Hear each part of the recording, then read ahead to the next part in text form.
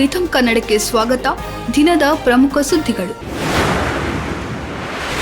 ಮುಂಬೈ ದಾಳಿಯ ಭಯೋತ್ಪಾದಕ ಅಪರಾಧಿ ತಹೂರ್ ರಾಣಾನನ್ನು ಭಾರತಕ್ಕೆ ಹಸ್ತಾಂತರಿಸಲು ಅಮೆರಿಕದ ಸುಪ್ರೀಂ ಕೋರ್ಟ್ ಅನುಮೋದನೆ ನೀಡಿದೆ.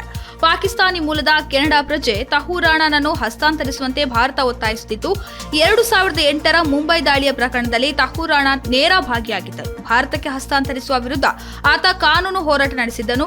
2008ರ ಮುಂಬೈ ಭಯೋತ್ಪಾದನಾ ದಾಳಿಯಲ್ಲಿ ನೇರ ಭಾಗಿಯಾಗಿ ದೋಷಿ ಎಂದು ಸಾಬೀತಾಗಿರುವ ತಹೂರ್ ಹುಸೇನ್ ರಾಣಾನನ್ನ ಭಾರತಕ್ಕೆ ಹಸ್ತಾಂತರಿಸಲು ಅಮೆರಿಕದ ಸುಪ್ರೀಂ ಕೋರ್ಟ್ ಒಪ್ಪಿಗೆ ನೀಡಿದೆ. ಚಿಕ್ಕಮಗಳೂರು ಜಿಲ್ಲೆಯ ಮೂಡಿಗೆರೆ ತಾಲೂಕಿನ ಚಾರ್ಮಾಡಿ ಘಾಟಿಯ ಅಣ್ಣಪ್ಪ ಸ್ವಾಮಿ ದೇವಾಲಯದ ಸುತ್ತಮುತ್ತಲಿನ ಪ್ರದೇಶದಲ್ಲಿ ಬೆಂಕಿ ಕಾಣಿಸಿಕೊಂಡಿದೆ. ಕಾಡ್ಗಿಚ್ಚು ನಿಯಂತ್ರಿಸಲು ಅರಣ್ಯ ಇಲಾಖೆ ಅಗ್ನಿಶಾಮಕ ದಳದ ಸಿಬ್ಬಂದಿ ಹರಸಾಹಸ ಪಡುತ್ತಿದ್ದಾರೆ. ಶುಕ್ರವಾರ ರಾತ್ರಿಯಿಂದ ಬೆಂಕಿ ಹೊತ್ತಿಕೊಂಡಿದೆ. 4 ದಿನಗಳ ಹಿಂದೆ ಚಾರ್ಮಾಡಿ ಘಾಟಿಯ ಬಿದಿರುತಳ ಗ್ರಾಮದಲ್ಲಿ ಕಾಣಿಸಿಕೊಂಡಿತ್ತು. 500ಕ್ಕೂ ಅಧಿಕ ಅರಣ್ಯ ಪ್ರದೇಶ ಕಾಡ್ಗಿಚ್ಚಿಗೆ ಭಸ್ಮವಾಗಿತ್ತು.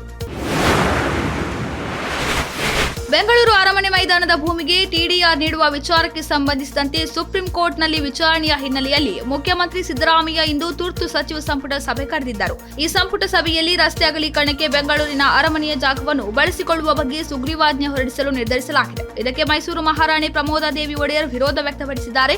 ನಮಗೆ ಅನ್ಯಾಯವಾದರೆ ಕಾನೂನು ಹೋರಾಟ ಮಾಡುತ್ತೇವೆ ಎಂದಿದ್ದಾರೆ. ಬಾಲಿವುಡ್ ಹಾಗೂ ದಕ್ಷಿಣ ಸಿನಿಮಾದಲ್ಲಿ ನಟಿಸಿ ಖ್ಯಾತಿ ಪಡೆದಿದ್ದ ನಟಿ ಮಮತಾ ಕುಲಕರ್ಣಿ ಇದೀಗ ಲೌಕಿಕ ಜಗತ್ತನ್ನ ತೊರೆದು ಆಧ್ಯಾತ್ಮಿಕ ಜಗತ್ತಿಗೆ ಇಳಿದಿದ್ದಾರೆ. 90ರ ದಶಕದಲ್ಲಿ ಬಾಲಿವುಡ್ ಸೇರಿದಂತೆ ಕನ್ನಡ ಸಿನಿಮಾದಲ್ಲಿ ನಟಿಸಿರುವ ಮಮತಾ ಇದೀಗ ಕಿನ್ನರ ಅಖಾಡಕ್ಕಿಳಿಯುವ ಮೂಲಕ ಮಹಾಮಂಡಲೇಶ್ವರಿಯಾಗಿದ್ದಾರೆ. ಮಮತಾ ಕುಲಕರ್ಣಿ ಹೆಸರನ್ನ ಬದಲಿಸಿಕೊಂಡು ಮಾಯಿ ಮಮತಾ ನಂದಗಿರಿ ಎಂದು ಮರುನಾಮಕರಣ ಮಾಡಿಕೊಂಡಿದ್ದಾರೆ.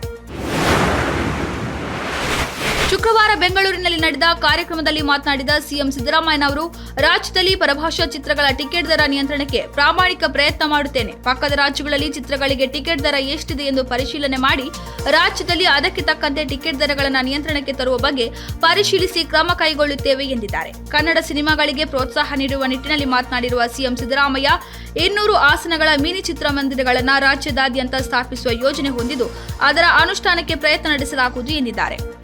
ಇದಾಗಿತ್ತು ಈ ಹೊತ್ತಿನ ಪ್ರಮುಖ ಸುದ್ದಿಗಳು. ಇನ್ನಷ್ಟು ಹೆಚ್ಚಿನ ವಿಚಾರಗಳಿಗಾಗಿ ವೀಕ್ಷಿಸಿ ರಿಥಮ್ ಕನ್ನಡ.